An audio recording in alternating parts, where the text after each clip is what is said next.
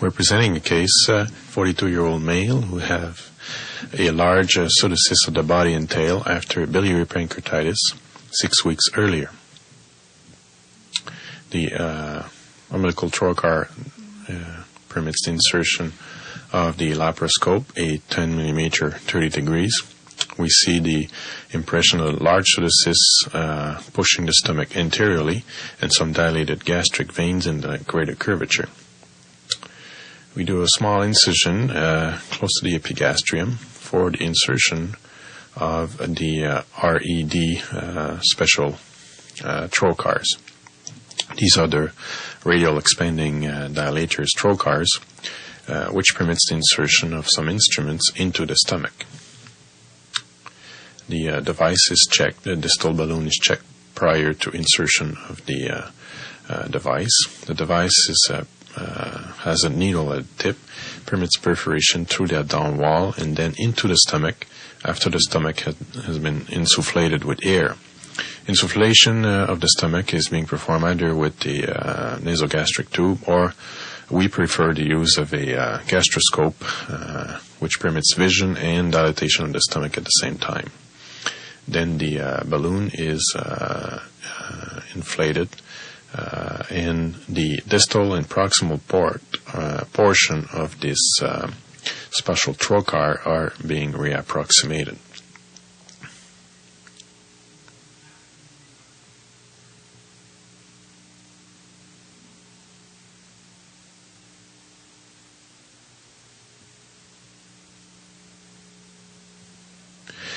Under laparoscopic vision, we can see the dilatation progressively of the special trocar. We then insert a 5 millimeter laparoscope into that trocar, and we are inside the stomach. We can see the gastroscope, which also has its own vision, and insufflate air into the stomach. We see the impression posteriorly of the pseudocyst, and we will perform a posterior cystogastrostomy. First, we have to check the exact position of the pseudocyst. A second trocar is inserted more laterally into the greater curvature of the stomach. Insufflation of air is again being performed with the gastroscope, and the proximal and distal portion of the trocar are reapproximated. This provides a progressive dilatation of the tract up to 5 millimeters internal diameter. We see some liquid from the pseudocyst, clear liquid, which are coming out from the large needle.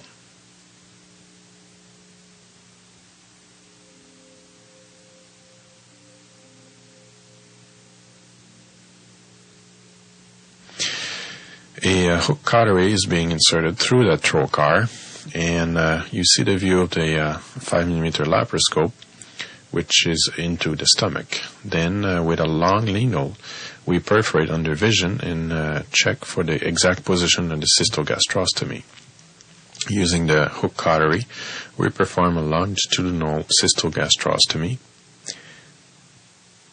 and we then go deeper and deeper and get hemostasis as we perform this.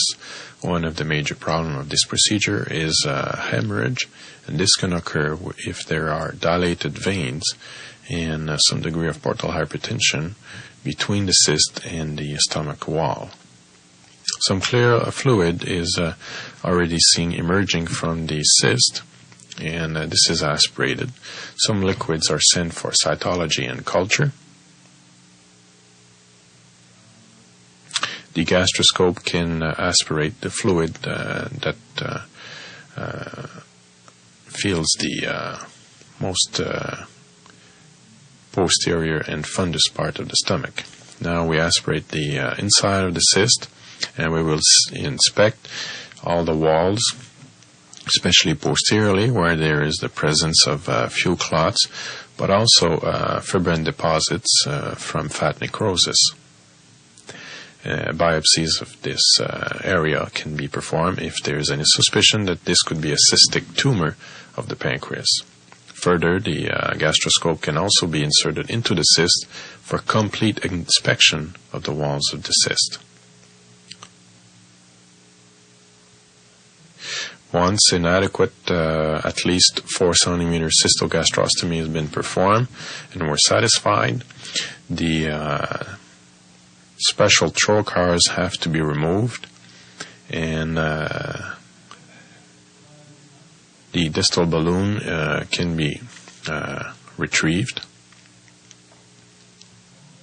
through the abdominal wall, and a single suture of silk 2O is inserted. Either a single stitch or figure of 8 is inserted in order to close the small hole in the stomach wall. This is being performed with an extra trocar to permit two-hand techniques of suturing. The second trocar is removed, and again suturing is being performed with the same suture.